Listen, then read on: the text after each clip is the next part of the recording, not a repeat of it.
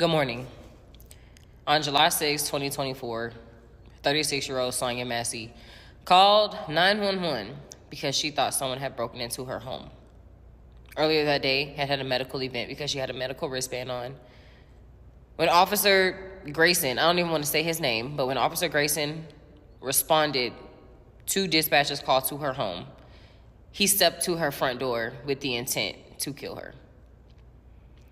As someone who has worked in law enforcement for the better half of my 20s, I have never been taught that boiling water is a lethal weapon, ever.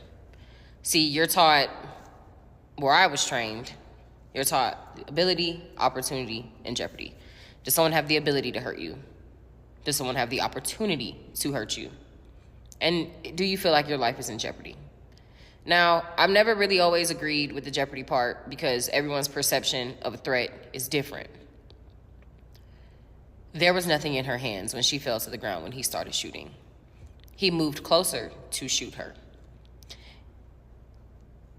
He refused to allow his battle buddy to render aid because he said, and I quote, "That's a kill shot, she's done."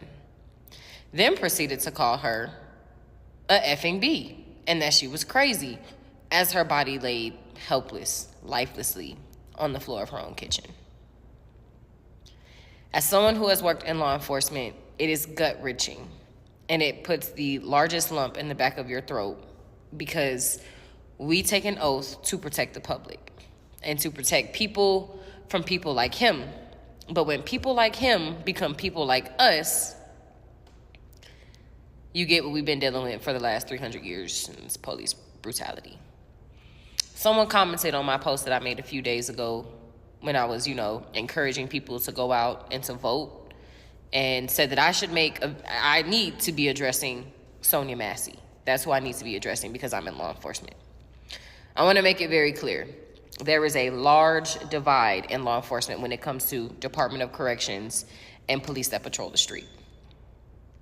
We get overlooked as well because we just work in the prisons. That's what they say.